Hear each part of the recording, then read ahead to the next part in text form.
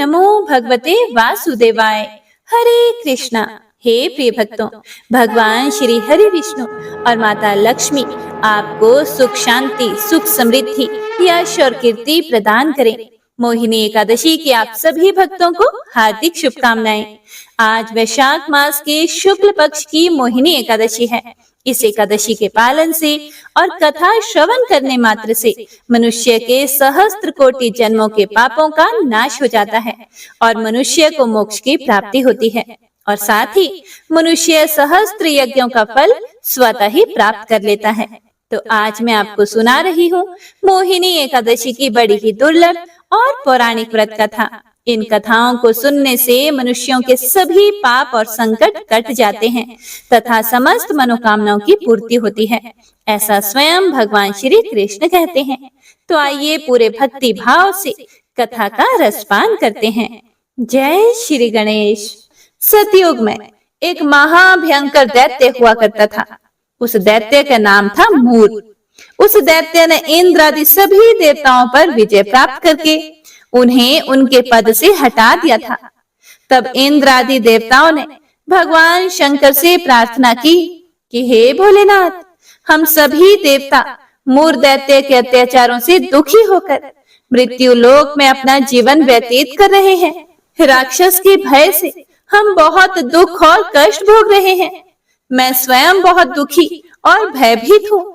अन्य देवताओं की तो बात ही क्या करें। इसीलिए हे कैलाशपति, कृपया करके आप मूर दैत्य के अत्याचार से बचाने का कोई उपाय बताइए। हे प्रिय भक्तों, देवराज इंद्र की प्रार्थना सुनकर भगवान शंकर ने कहा, हे देवेंद्र, आप भगवान श्री हरि विष्णु की शरण में जाइए। मधु कैटभ का संहार करने वाले भगवान श्री हरि विष्णु देवताओं को अवश्य ही इस भय से मुक्त करेंगे। भगवान शंकर के आदेश के अनुसार इंद्र तथा अन्य सभी देवता क्षीर सागर गए, जहां पर भगवान श्री हरि विष्णु शेष शैया पर विराजमान थे। इंद्र सहित सभी देवताओं ने भगवान श्री हरि विष्णु को देखा और उनके सामने उपस्थित होकर उनकी स्तुति करने लगे। देवता कहने लगे, हे तीनों लोकों के स्वामी, आप स्तुति करने योग्य हैं। हम सभी देवताओं का आपको कोटि कोटि प्रणाम है। हे दैत्यों के संहारक, हम आपकी शरण में हैं। आप हमारी रक्षा करें। हे त्रिलोकपति, हम सभी देवता दैत्यों के अत्याचार से भयभीत होकर आपकी शरण में आए हैं। इस समय दैत्यों ने हमें स्वर्ग से निकाल दिया है और हम सभी देवता बड़ी ही दयनीय स्थिति में मृत्यु लोक में घूम रहे हैं। अब आप ही हमारे रक्षक हैं, हमारी रक्षा करें। हे जगन्नाथ, आप हमारी रक्षा करें। देवताओं की करुण पुकार सुनकर भगवान श्री हरि विष्णु बोले, हे देवगणों, वह कौन सा दैत्य है जिसने देवताओं को जीत लिया है? आप सभी देवगण किसके भय से पृथ्वी लोक में भटक रहे हैं? क्या वह दैत्य इतना बलवान है जिसने इंद्र सहित सभी देवताओं को जीत लिया है? तुम निर्भय होकर मुझे सब हाल बताओ। भगवान श्री हरि विष्णु के इन स्नेहमयी वचनों को सुनकर देवेंद्र ने कहा, हे प्रभु, प्राचीन काल में ब्रह्म वंश में उत्पन्न हुआ नाड़ी जंगम नाम का एक असुर था, जिसका मूर नामक एक पुत्र है, जो चंद्रवती नामक नगरी में निवास करता है, जिसने अपने बल से मृत्यु लोक और देवलोक को जीत लिया है और सभी देवताओं को देवलोक से निकालकर अपने दैत्य कुल के असुरों को इंद्र, अग्नि, यम, वरुण और चंद्रमा आदि सभी को लोकपाल बना दिया है। वह स्वयं सूर्य बनकर पृथ्वी को तापता है और स्वयं मेघ बनकर जल की वर्षा करता है। इसीलिए आप इस बलशाली भयानक असुर का संहार करके देवताओं की रक्षा करें। देवेंद्र के मुख से ऐसे वचन सुनकर भगवान श्री हरि विष्णु बोले, हे देवताओं, मैं आपके शत्रु का शीघ्र ही संहार करूंगा। आप सभी इसी समय मेरे साथ चंद्रवती नगरी चलिए। देवताओं की पुकार पर भगवान श्री हरि विष्णु तुरंत ही उनके साथ चल पड़े। और उधर दैत्यराज मुर ने अपने तेज से जान लिया था कि भगवान श्री हरि विष्णु युद्ध की इच्छा से उसकी राजधानी में आ रहे हैं। इसीलिए अपने राक्षस योद्धाओं के साथ वह भी युद्ध भूमि में आकर गरजने लगा और देखते ही देखते युद्ध प्रारंभ हो गया। युद्ध शुरू होने पर अनगिनत असुर अपने अस्त्र शस्त्रों को धारण करके देवताओं से युद्ध करने लगे। लेकिन देवता तो पहले से ही डरे हुए थे। वह अधिक देर तक राक्षसों का सामना ना कर सके और भाग खड़े हुए। तब भगवान श्री हरि विष्णु स्वयं युद्ध भूमि में आ गए। दैत्य पहले से भी ज्यादा जोश में भरकर भगवान श्री हरि विष्णु से युद्ध करने लगा। वे अपने अस्त्र शस्त्रों से उन पर भयानक प्रहार करने लगा। दैत्यों के आक्रामक वारों को श्री हरि विष्णु अपने चक्र और गदा के प्रहारों से नष्ट करने लगे। इस युद्ध में अनेक दैत्य सदा के लिए मृत्यु की गोद में समा गए, किंतु दैत्यराज मुर भगवान विष्णु के साथ निश्चल भाव से युद्ध करता रहा। उसका तो जैसे अभी बाल भी बांका नहीं हुआ था। वह बिना डरे युद्ध कर रहा था। भगवान विष्णु मुर को मारने के लिए जिन जिन शस्त्रों का प्रयोग करते, वे सब उसके तेज से नष्ट होकर उस पर पुष्पों के समान गिरने लगते। अनेक अस्त्र शस्त्रों का प्रयोग करने पर भी भगवान श्री हरि विष्णु उससे जीत ना सके। तब वे आपस में मल्ल युद्ध करने लगे। भगवान श्री हरि विष्णु उस असुर से देवताओं के लिए सहस्त्रों वर्षों तक युद्ध करते रहे, किंतु उस असुर से जीत ना सके। अंत में भगवान विष्णु शांत होकर विश्राम करने की इच्छा से बद्रिकाश्रम स्थित 38 कोस लंबी एक द्वार वाली हेमवती नाम की एक गुफा में प्रवेश कर गए। उस गुफा में भगवान ने शयन किया। भगवान विष्णु के पीछे पीछे वह दैत्य भी चला आया। भगवान श्री हरि विष्णु को सोता हुआ देखकर वह दैत्य उन्हें मारने को तैयार हुआ। वह सोच रहा था कि आज तो मैं अपने चिर शत्रु को मारकर हमेशा हमेशा के लिए निष्कंटक हो जाऊंगा। लेकिन उसकी यह इच्छा पूर्ण ना हो सकी, क्योंकि उसी समय भगवान श्री हरि विष्णु की देह से एक दिव्य वस्त्र धारण किए हुए एक अत्यंत मोहिनी देवी उत्पन्न हुई और राक्षस को ललकार कर उससे युद्ध करने लगी। उस देवी को देखकर राक्षस को घोर आश्चर्य हुआ और वह सोचने लगा कि यह ऐसी दिव्य कन्या कहां से उत्पन्न हुई। और फिर वह असुर उस कन्या से लगातार युद्ध करता रहा। कुछ समय बीतने पर उस देवी ने क्रोध में आकर उस दैत्य के अस्त्र शस्त्रों के टुकड़े टुकड़े कर दिए। अब तो उस दैत्य को बड़ा ही क्रोध आया और वह सारी मर्यादाएं भंग करके उस देवी से मल्ल युद्ध करने लगा। उस तेजस्वी कन्या ने उसको धक्का मारकर मूर्छित कर दिया और उसकी मूर्छा टूटने से पूर्व ही उसका सिर काटकर धड़ से अलग कर दिया और सिर काटते ही वह असुर पृथ्वी पर गिरकर मृत्यु को प्राप्त हुआ और बाकी बचे हुए असुर अपने राजा का ऐसा दुखद अंत देखकर भयभीत होकर पाताल लोक में भाग गए। भगवान श्री हरि विष्णु जब निद्रा से जागे तो उस असुर को मरा हुआ देखकर उन्हें घोर आश्चर्य हुआ और वे सोचने लगे कि इस महाबली को किसने मारा है। तब वह तेजस्वी कन्या श्री हरि से हाथ जोड़कर बोली, हे जगदीश्वर, यह असुर आपको मारने को तत्पर था। तब मैंने आपके शरीर से उत्पन्न होकर इस असुर का वध किया है।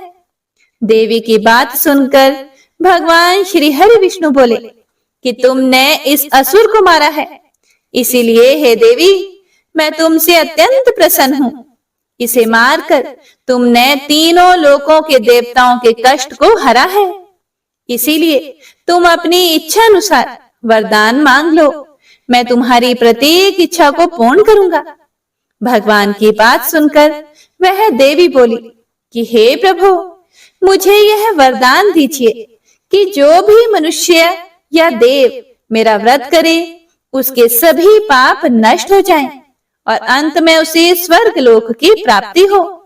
मेरे व्रत का आधा फल रात्रि को मिले और उसका आधा फल एक समय भोजन करने वाले को मिले। जो श्रद्धालु भक्ति पूर्वक मेरे व्रत को करें, वे निश्चय ही वैकुंठ लोक को प्राप्त करें। जो मनुष्य मेरे व्रत में दिन तथा रात्रि को एक बार भोजन करें, वह धन धान्य से भरपूर रहे। कृपया करके मुझे ऐसा वरदान दीजिए। भगवान श्री हरि विष्णु ने कहा, हे देवी, ऐसा ही होगा। मेरे और तुम्हारे भक्त एक ही होंगे और अंत में संसार में प्रसिद्धि को प्राप्त होकर मेरे लोक को प्राप्त करेंगे। हे कल्याणी, तुम एकादशी को पैदा हुई हो, इसीलिए तुम्हारा नाम भी एकादशी हुआ। तथा जो मनुष्य इस दिन व्रत करेंगे, उनके समस्त पाप समूल नष्ट हो जाएंगे। तुम मेरे लिए अब तीज, अष्टमी, नवमी और 14 से भी अधिक प्रिय हो। तुम्हारे व्रत का फल सभी तीर्थों के फल से भी महान होगा। यह है मेरा अकाट्य कथन है। इतना कहकर भगवान श्री हरि विष्णु उसी स्थान पर अंतर ध्यान हो गए। तो सभी प्रेम से बोलिए, एकादशी माता और विष्णु भगवान की जय। हे प्रिय भक्तों, तो आइए अब सुनते हैं मोहिनी एकादशी की पौराणिक व्रत कथा। एक समय महाराज युधिष्ठिर ने भगवान श्री कृष्ण से पूछा, हे जनार्दन, हे समस्त जीवात्माओं के संरक्षक, कृपया आप मुझे वैशाख मास के शुक्ल पक्ष में आने वाली एकादशी के विषय में भी बताइए। उसका महात्म्य क्या है, इस एकादशी का क्या नाम है तथा इसमें किस देवता का पूजन किया जाता है। इस एकादशी का व्रत करने से किस फल की प्राप्ति होती है, कृपया करके यह सब मुझे विस्तार से कहिए। यह सुनकर भगवान श्री कृष्ण बोले, हे युधिष्ठिर, वैशाख मास के शुक्ल पक्ष की एकादशी को मोहिनी एकादशी कहा जाता है, जिसे 11 के नाम से भी जाना जाता है। इस दिन भगवान विष्णु के मोहिनी अवतार की पूजा की जाती है, जो अमृत मंथन के दौरान प्रकट हुए थे। मोहिनी रूप में भगवान विष्णु ने असुरों को मोहित करके अमृत कलश देवताओं को वापस दिला दिया था। इस दिन पूजा अर्चना और व्रत करने से भक्तों को सुख, समृद्धि और मोक्ष की प्राप्ति होती है।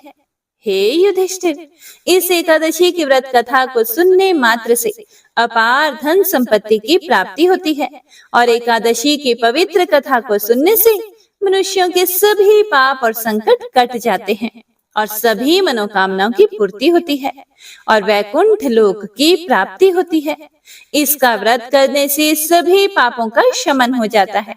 भगवान श्री कृष्ण युधिष्ठिर महाराज से आगे कहते हैं कि हे राजन, जिस प्रकार काली और सफेद दोनों प्रकार की गाय सफेद ही दूध देती है, उसी प्रकार शुक्ल पक्ष और कृष्ण पक्ष दोनों की एकादशी समान रूप से मुक्ति प्रदान करती है। जो मनुष्य इस एकादशी की महिमा का श्रवण भी करता है, उसके भी समस्त पाप नष्ट हो जाते हैं। हे प्रिय भक्तों, भगवान श्री कृष्ण एकादशी का महात्म्य बताने के बाद युधिष्ठिर महाराज से बोले कि हे राजन, अब मैं आपको पापों का नाश करने वाली तथा पुण्य और मुक्ति प्रदान करने वाली मोहिनी एकादशी की कथा को सुनाता हूँ, जिसे महर्षि वशिष्ठ जी ने श्री रामचंद्र जी से कहा था। उसे मैं तुमसे कहता हूँ, ध्यान पूर्वक श्रवण करो। एक समय की बात है, श्री राम जी ने महर्षि वशिष्ठ जी से कहा, हे गुरु श्रेष्ठ, मैंने जनक नंदिनी सीता जी के वियोग में बहुत कष्ट भोगे हैं, इसीलिए मेरे कष्टों का नाश किस प्रकार से होगा, आप मुझे कोई ऐसा व्रत बताने की कृपा करें जिससे मेरे सभी पाप और कष्ट नष्ट हो जाएं। यह सुनकर महर्षि वशिष्ठ जी बोले, हे श्री राम, आपने बहुत उत्तम प्रश्न किया है। आपकी बुद्धि अत्यंत कुशाग्र और पवित्र है। आपके नाम के स्मरण मात्र से ही मनुष्य पवित्र हो जाता है। आपने लोक हित में यह बड़ा ही उत्तम प्रश्न किया है। मैं आपको एक एकादशी व्रत का महात्म्य सुनाता हूँ, ध्यान पूर्वक श्रवण करो। वैशाख माह के शुक्ल पक्ष की एकादशी का नाम मोहिनी एकादशी है। इस एकादशी का उपवास करने से मनुष्य के सभी पाप तथा कलेश नष्ट हो जाते हैं। इस उपवास के प्रभाव से ही मनुष्य मोह के जाल से मुक्त हो जाता है। इसीलिए हे राम, दुखी मनुष्य को इस एकादशी का उपवास तो अवश्य ही करना चाहिए। इस व्रत के करने से मनुष्य के सभी पाप नष्ट हो जाते हैं। अब आप इसकी कथा को श्रद्धा पूर्वक सुनिए। प्राचीन समय में सरस्वती नदी के किनारे भद्रावती नाम की एक नगरी बसी हुई थी। उस नगरी में धृतिमान नामक राजा राज्य करता था। उसी नगरी में एक वैश्य भी रहता था जो धन धान्य से पूर्ण था। उसका नाम धनपाल था।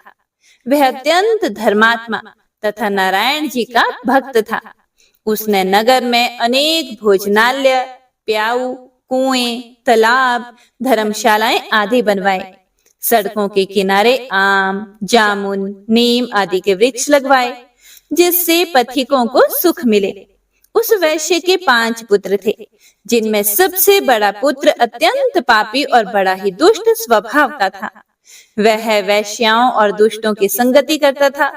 उसे जो भी समय मिलता था उसे वह जुआ खेलने में व्यतीत कर देता था। वह बड़ा ही अधम था तथा देवता, पितरादि किसी को भी नहीं मानता था। अपने पिता का अधिकांश धन वह बुरे व्यसनों में ही उड़ाया करता था। मद्यपान तथा मांस भक्षण करना उसका नित्य कर्म था। जब अत्यधिक समझाने बुझाने पर भी वह सीधे रास्ते पर नहीं आया तो दुखी होकर उसके पिता, भाइयों तथा कुटुंबियों ने उसे घर से निकाल दिया और उसकी निंदा करने लगे। घर से निकलने के बाद वह अपने आभूषणों तथा वस्त्रों को बेच बेच कर अपना जीवन यापन करने लगा। धन नष्ट हो जाने पर वैश्याओं तथा उसके दुष्ट साथियों ने भी उसका साथ छोड़ दिया। जब वह भूख प्यास से व्यथित हो गया तो उसने चोरी करने का विचार किया तथा रात्रि में चोरी करके अपना पेट पालने लगा। लेकिन एक दिन वह पकड़ा गया, परंतु सिपाहियों ने वैश्य का पुत्र जानकर उसे छोड़ दिया। जब वह दूसरी बार फिर से पकड़ा गया तब सिपाहियों ने भी उसका कोई लिहाज नहीं किया तथा राजा के सामने उसे प्रस्तुत करके उसे सारी बात बताई। तब राजा ने उसे कारागार में डलवा दिया। कारागार में राजा के आदेश से उसे अनेक प्रकार के कष्ट दिए गए तथा अंत में उसे नगर से निष्कासित करने का आदेश दिया गया। दुखी होकर उसे नगर को छोड़ना पड़ा। अब वह वन में पशु पक्षियों को मारकर अपना पेट भरने लगा।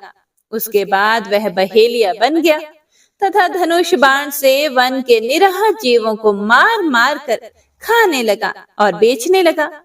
एक बार वह भूख और प्यास से इतना व्याकुल हो गया कि व्याकुल होकर भोजन की खोज में निकल पड़ा और कौंडिन्य मुनि के आश्रम में जा पहुंचा।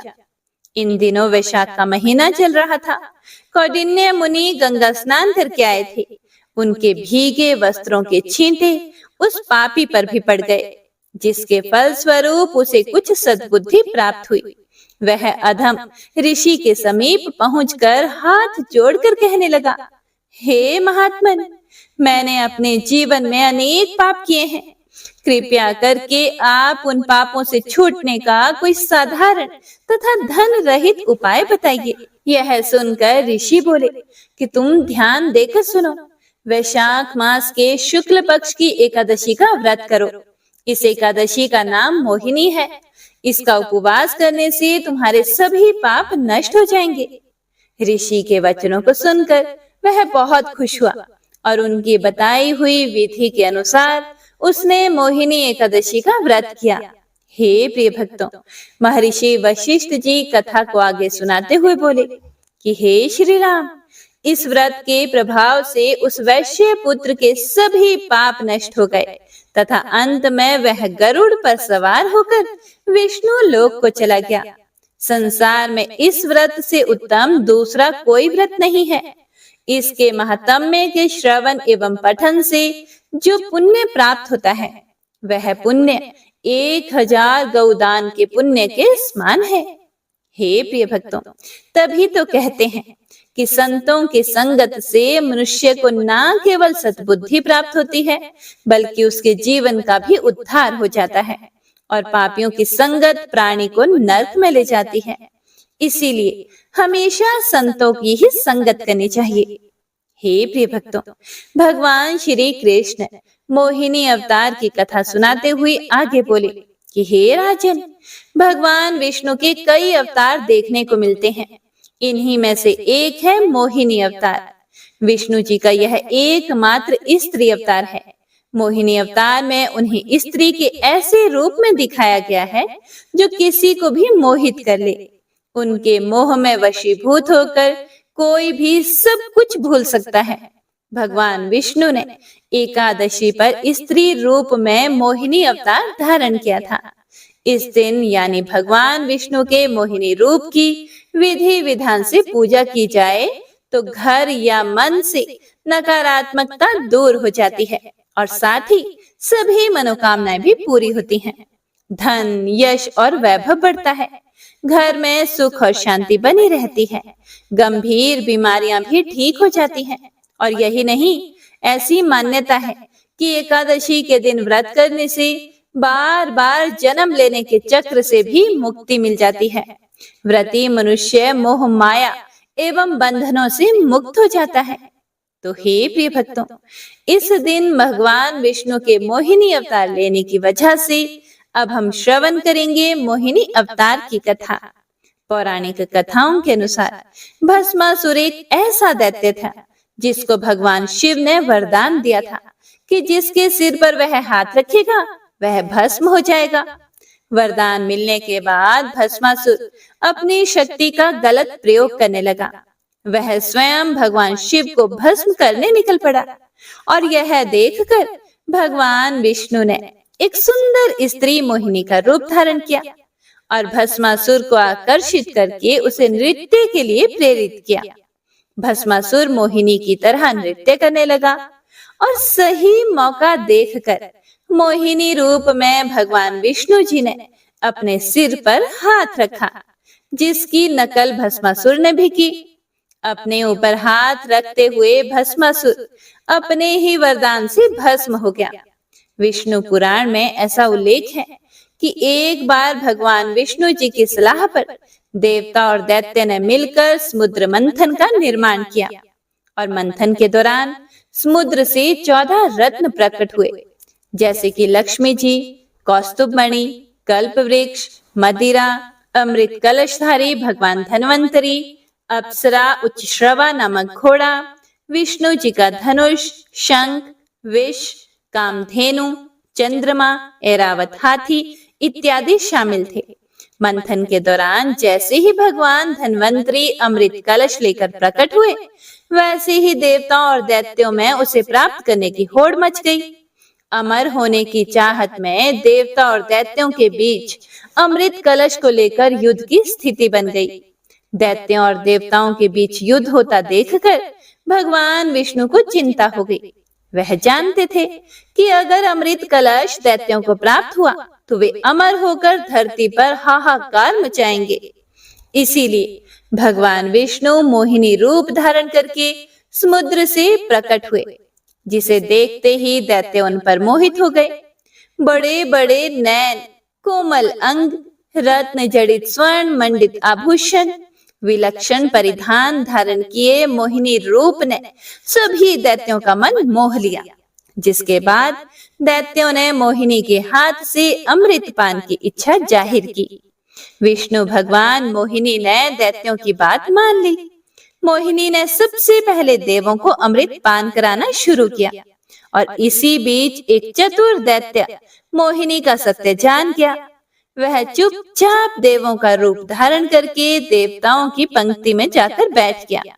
अमृत पान कराते समय मोहिनी अवतार धारण भगवान श्री हरि विष्णु दैत्य को पहचान गए और अपने सुदर्शन चक्र से उसका शीश अलग कर दिया। लेकिन तब तक अमृत की कुछ बूंदें दैत्य के गले के नीचे उतर चुकी थी, जिससे वह अमर हो गया। राहु के नाम से उसका सिर और केतु के नाम से उसका धड़ प्रसिद्ध हुआ। तो फिर इसके दूसरे दिन यानी कि द्वादशी तिथि को भगवान विष्णु ने उस अमृत की रक्षा के लिए मोहिनी रूप अवतार लिया था। त्रयोदशी को भगवान विष्णु ने सभी देवताओं को अमृत पान कराया था। इसके बाद चतुर्दशी तिथि को देव विरोधी दैत्यों का संहार किया गया था और पूर्णिमा के दिन समस्त देवताओं को उनका साम्राज्य मिला था। यही कारण है कि इन 5 दिनों तक भगवान विष्णु की पूजा करने से सभी परेशानियां दूर होती हैं। इसके बाद ही एकादशी का पुण्य फल प्राप्त होता है। तो हे प्रिय भक्तों, यह थी मोहिनी अवतार की कथा। तो सभी भक्तजन एक बार प्रेम से बोलिए लक्ष्मी नारायण भगवान की जय, बोलिए एकादशी माता की जय। हे प्रिय भक्तों, तो आइए अब सुनते हैं भगवान श्री कृष्ण और उनके भक्त की बड़ी ही सुंदर कथा। हे प्रिय भक्तों, एक गांव में एक निर्धन जुलाहा और उसकी पत्नी रहा करते थे। दोनों पति पत्नी अत्यंत मेहनती थे। वह दोनों सारा दिन परिश्रम करते, सुंदर सुंदर कपड़े बनाते, लेकिन उनको उनके बनाए हुए वस्त्रों की अधिक कीमत नहीं मिल पाती थी। दोनों ही अत्यंत संतोषी स्वभाव के थे। जो भी मिलता था उसी से संतुष्ट होकर एक टूटी फूटी झोंपड़ी में रहकर अपना जीवन निर्वाह कर लेते थे। वह दोनों भगवान श्री कृष्ण के परम भक्त थे। दिन भर के परिश्रम के बाद जो भी समय मिलता उसे दोनों भगवान के भजन कीर्तन में व्यतीत करते थे। जुलाहे के पास एक तानपुरा और एक खड़ताल थी। जब दोनों मिलकर भजन गाते तो जुलाहा, जिसका नाम सुंदर था, वह तानपुरा बजाता और उसकी पत्नी, जिसका नाम लीला था, वह खड़ताल बजाती। फिर तो दोनों भगवान के भजन में ऐसा खो जाते थे कि उनको अपनी भूख प्यास की भी चिंता नहीं रहती थी। वैसे तो दोनों पति पत्नी संतोषी स्वभाव के थे। अपनी दीनहीन अवस्था के लिए उन्होंने कभी भी भगवान को कोई उलाहना नहीं दिया और अपने इसी जीवन में वह बहुत खुश थे। लेकिन उन्हें एक दुख हमेशा सताता रहता था कि उनकी कोई संतान नहीं थी। इसको लेकर वह सदा चिंतित तो रहा करते थे, लेकिन फिर भी सदा भगवान में ही मगन रहते थे। इसको भी उन्होंने भगवान की लीला समझकर स्वीकार कर लिया और निष्काम रूप से श्री कृष्ण के प्रेम भक्ति में डूबे रहते थे। जब उनकी आयु अधिक होने लगी तो एक दिन लीला ने अपने पति सुंदर से कहा कि हमारी कोई संतान नहीं है और कहते हैं कि संतान के बिना मुक्ति प्राप्त नहीं हो सकती। अब हमारी आयु भी अधिक हो चली है, ना जाने कब बुलावा आ जाए और मरने की बात कौन हमारी चिता को अग्नि देगा और कौन हमारे लिए तर्पण आदि का कार्य करेगा। कैसे हमारी मुक्ति होगी। जुलाहा बोला कि तुम क्यों चिंता करती हो, ठाकुर जी है ना, वही सब देखेंगे। जुलाहे ने यह बात कह तो दी, लेकिन वह भी चिंता में डूब गया। तभी उसके मन में एक विचार आया और वह नगर में गया और श्री कृष्ण के बाल गोपाल रूप की प्रतिमा ले आया। घर आकर वह बोला कि अब तुझे चिंता करने की कोई आवश्यकता नहीं है। मैं यह बाल गोपाल लेकर आया हूँ। हमारे कोई संतान नहीं तो वह भी इन्हीं की तो लीला है। हम इनको ही अपने पुत्र के समान प्रेम करेंगे। यही हमारे पुत्र का दायित्व पूर्ण करेंगे। यही हमारी मुक्ति करेंगे। जुलाहे की बात सुनकर उसकी पत्नी लीला अत्यंत प्रसन्न हुई। उसने बाल गोपाल को लेकर अपने हृदय से लगा लिया और बोली कि आप बिल्कुल सही कह रहे हैं, आज से यही हमारा लल्ला है। हे प्रिय भक्तों, दोनों पति पत्नी ने घर में एक कोना साफ करके वहां एक स्थान बनाया और एक चौकी लगाकर उस पर बाल गोपाल को विराजित कर दिया। तब से जुलाहा दंपति का नियम हो गया। वह प्रतिदिन बाल गोपाल को स्नान कराते, उनको धुले वस्त्र पहनाते, अपनी संतान की तरह उनको लाड लडाते, उन्हीं के सामने बैठकर भजन कीर्तन किया करते और वहीं पर सो जाते। जुलाहा अपने हाथ से बाल गोपाल के लिए सुंदर वस्त्र बनाता और उनको पहनाता। इसमें उसको बड़ा आनंद आता। धीरे धीरे दोनों बाल गोपाल को अपनी संतान के समान ही प्रेम करने लगे। लीला का नियम था कि वह प्रतिदिन अपने हाथ से अपने लल्ला को भोजन कराती, तब स्वयं भोजन करती। लल्ला को भोजन कराते समय उसको ऐसा ही प्रतीत होता कि मानो अपने पुत्र को ही भोजन करा रही हो। उन दोनों के निश्चल प्रेम को देखकर करुणा निधान भगवान अत्यंत प्रसन्न हुए और उन्होंने अदृश्य रूप में आकर स्वयं भोजन खाना शुरू कर दिया। लीला जब प्रेम पूर्वक बाल गोपाल को भोजन कराती तो भगवान को प्रतीत होता कि मानो वह अपनी माँ के हाथों से भोजन कर रहे हैं। उनको लीला के हाथ से प्रेम पूर्वक मिलने वाले हर कौर में माँ का प्रेम प्राप्त होता था। लीलाधारी भगवान श्री कृष्ण स्वयं माँ की उस प्रेम लीला के वशीभूत हो गए थे, किंतु लीला कभी नहीं जान पाई कि स्वयं बाल गोपाल उसके हाथ से भोजन करते हैं। हे प्रिय भक्तों, एक दिन काम बहुत अधिक होने के कारण लीला बाल गोपाल को भोजन कराना भूल गई। गर्मी का समय था। भरी दोपहरी में दोनों पति पत्नी काम करते करते थक गए और बिना भोजन किए ही वे सो गए। उनको सोए हुए कुछ ही देर हुई थी कि उनको एक आवाज सुनाई दी कि माँ बाबा, मुझको भूख लगी है। दोनों हड़बड़ा कर उठ गए। चारों ओर देखा आवाज कहां से आई है, लेकिन कोई भी दिखाई नहीं दिया। तभी लीला को याद आया कि उसने अपने लल्ला को भोजन नहीं कराया। वह दौड़कर लल्ला के पास पहुंची तो उसने देखा कि बाल गोपाल का मुख मुरझाया हुआ है। बस इतना देखते ही दोनों पति पत्नी वहीं उनके चरणों में गिर पड़े। दोनों की आंखों से आंसुओं की धार बहने लगी। लीला तुरंत भोजन लेकर आई और ना जाने कैसा प्रेम उमड़ा कि लल्ला को उठाकर अपनी गोद में बिठा लिया और उन्हें भोजन कराने लगी।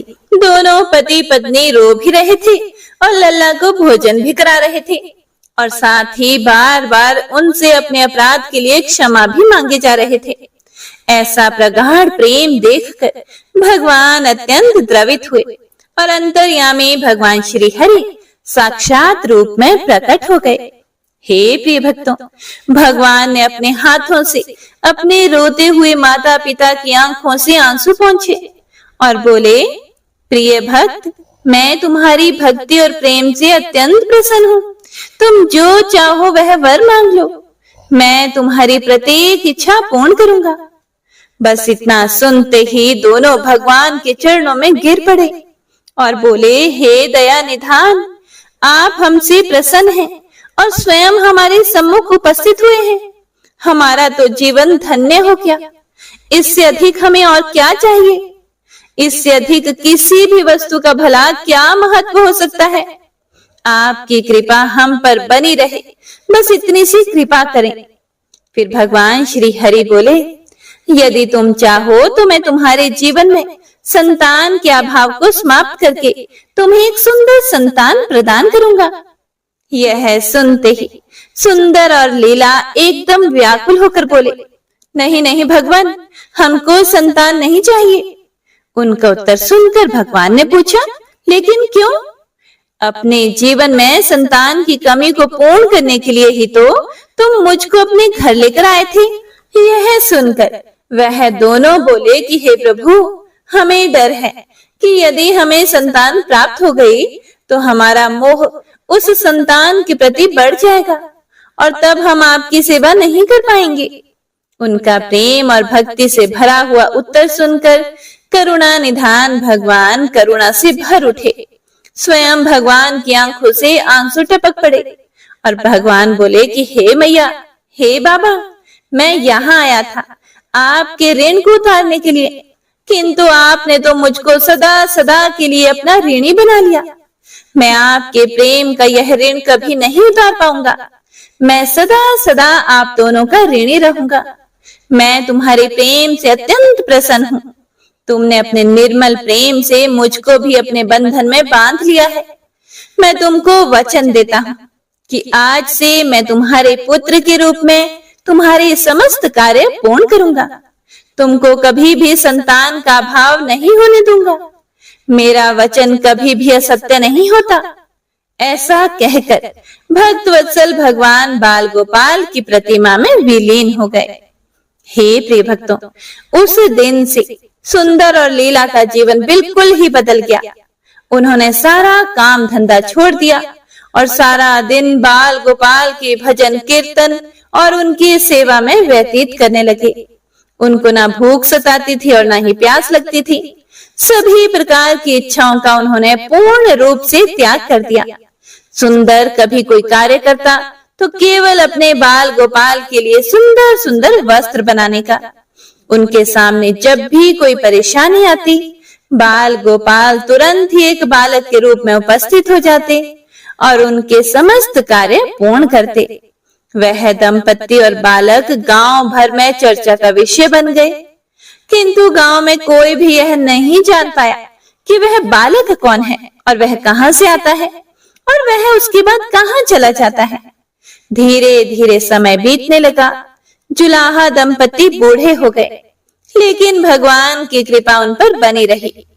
अब दोनों की आयु पूर्ण होने का समय आ चला था। भगवत प्रेरणा से उनको यह ज्ञात हो गया कि अब उनका समय पूरा होने वाला है। एक दिन दोनों ने भगवान को पुकारा। ठाकुर जी भी तुरंत प्रकट हो गए और उनसे उनकी इच्छा जाननी चाहिए। दोनों भक्त दंपति भगवान के चरणों में प्रणाम करके बोले, हे नाथ, हमने अपने पूरे जीवन में आपसे कभी भी कुछ नहीं मांगा। अब जीवन का अंतिम समय आ गया है, इसीलिए आपसे कुछ मांगना चाहते हैं। भगवान बोले कि निसंकोच अपनी कोई भी इच्छा कहो, मैं तुम्हें वचन देता हूँ कि तुम्हारी प्रत्येक इच्छा को मैं पूर्ण करूंगा। हे प्रिय भक्तों, तब बाल गोपाल के अगाध प्रेम में डूबे हुए उस वृद्ध दंपति ने बोला, हे नाथ, हमने अपने पुत्र के रूप में आपको देखा और आपकी सेवा की। आपने भी पुत्र के समान ही हमारी सेवा की। अब वह समय आ गया है जिसके लिए कोई भी माता पिता पुत्र की कामना करते हैं। हे दीन बंधु, हमारी इच्छा है कि हम दोनों पति पत्नी के प्राण एक साथ निकले। और हे दया निधान, जिस प्रकार एक पुत्र अपने माता पिता की अंतिम क्रिया करता है और उनको मुक्ति प्रदान करता है, उसी प्रकार हे परमेश्वर, हमारी अंतिम क्रिया आप अपने हाथों से करें और हमको मुक्ति प्रदान करें। श्री हरि ने दोनों को उनकी इच्छा पूर्ण करने का वचन दिया और बाल गोपाल के विग्रह में विलीन हो गए। और अंत में वह दिन आ ही गया जब प्रत्येक जीव को यह शरीर छोड़ना पड़ता है। दोनों वृद्ध दंपति बीमार पड़ गए। उन दोनों की भक्ति की चर्चा गांव भर में थी, इसीलिए गांव के लोग उनका हाल जानने उनकी झोंपड़ी में पहुंचे। लेकिन उन दोनों का ध्यान तो श्री हरि में रम चुका था। उनको नहीं पता था कि कोई आया भी है। नियत समय पर एक चमत्कार हुआ। जुलाहे की झोंपड़ी एक तीव्र और अलौकिक प्रकाश से भर उठी। वहां उपस्थित समस्त लोगों की आंखें बंद हो गई। किसी को कुछ भी दिखाई नहीं पड़ रहा था। कुछ लोग तो झोंपड़ी से बाहर आ गए और कुछ वहीं धरती पर बैठ गए। श्री हरि अपने दिव्य चतुर्भुज रूप में प्रकट हुए। उनकी अप्रतिम शोभा समस्त सृष्टि को आलोकित करने वाली थी। वातावरण में एक दिव्य सुगंध भर गई।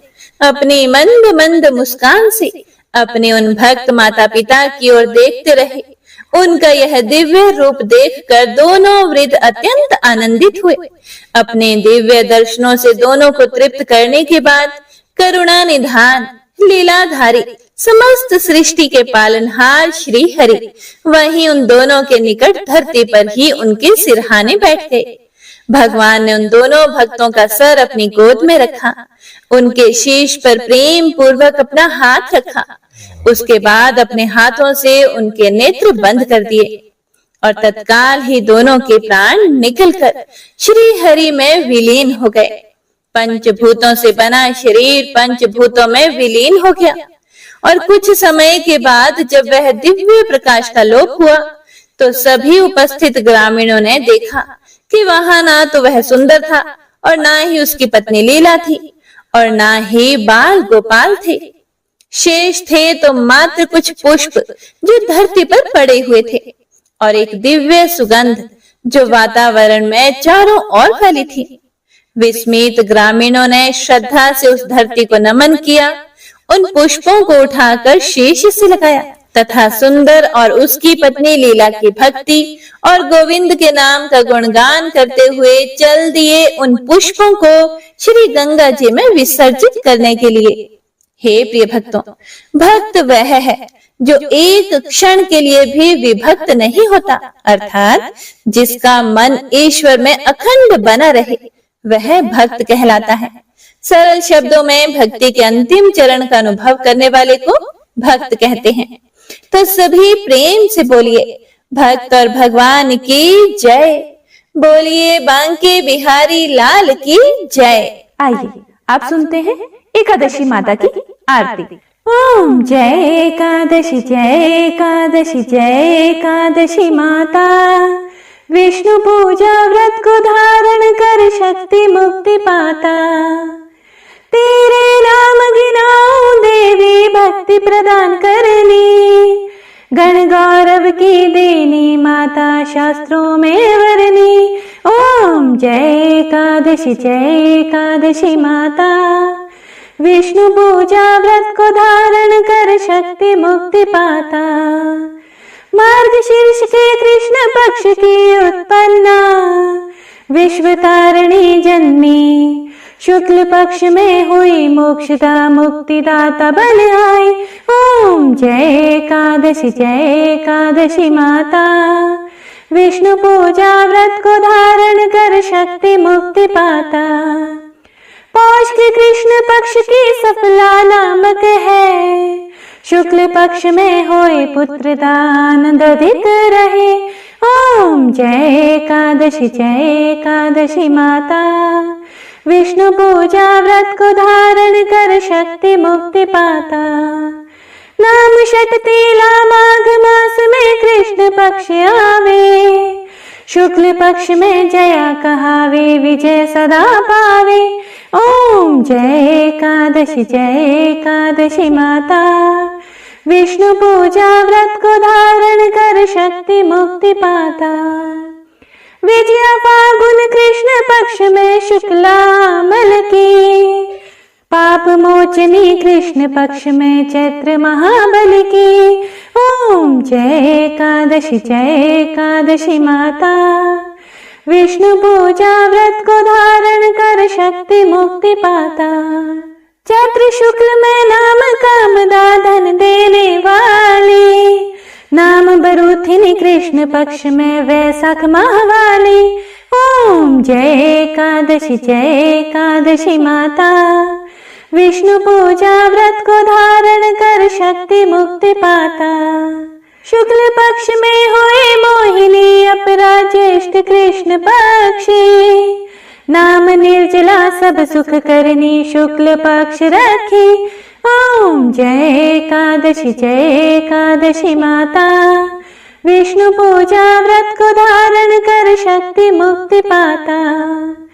योगिनी नाम आषाढ़ माह में जानो कृष्ण पक्ष करनी। देवशयनी नाम कहायो शुक्ल पक्ष धरनी। ओम जय एकादशी माता। विष्णु पूजा व्रत को धारण कर शक्ति मुक्ति पाता। कामिक श्रवण मास में आवे कृष्ण पक्ष कहिए। श्रवण शुक्ला होए पवित्र आनंद से रहिए। ओम जय एकादशी माता। विष्णु पूजा व्रत को धारण कर शक्ति मुक्ति पाता। अजा भाद्रपद कृष्ण पक्ष की परिवर्तनी शुक्ला। इंद्राश्विन कृष्ण पक्ष में व्रत से भव सागर निकला। ओम जय एकादशी माता। विष्णु पूजा व्रत को धारण कर शक्ति मुक्ति पाता। पपंकुशा है शुक्ल पक्ष में आप हरनहारी। रमा मास कार्तिक में आवे सुखदायक भारी। ओम जय एकादशी माता। विष्णु पूजा व्रत को धारण कर शक्ति मुक्ति पाता। देवोत्थानी शुक्ल पक्ष की दुख नाशक मैया। पावन मास में करूं विन्नति पार करो नैया। ओम जय एकादशी माता। विष्णु पूजा व्रत को धारण कर शक्ति मुक्ति पाता। परमा कृष्ण पक्ष में होती जन मंगल करनी। शुक्ल पास में होए पद्मिनी दुख दारिद्र हरनी। ओम जय एकादशी माता। विष्णु पूजा व्रत को धारण कर शक्ति मुक्ति पाता। जो कोई आरती एकादशी की भक्ति सहित गावे, जन गुरु दिता स्वर्ग का वासा निश्चय ही पावे। ओम जय एकादशी माता। विष्णु पूजा व्रत को धारण कर शक्ति मुक्ति पाता। प्रेम से बोलिए एकादशी माता की जय। सभी देवी देवताओं की जय।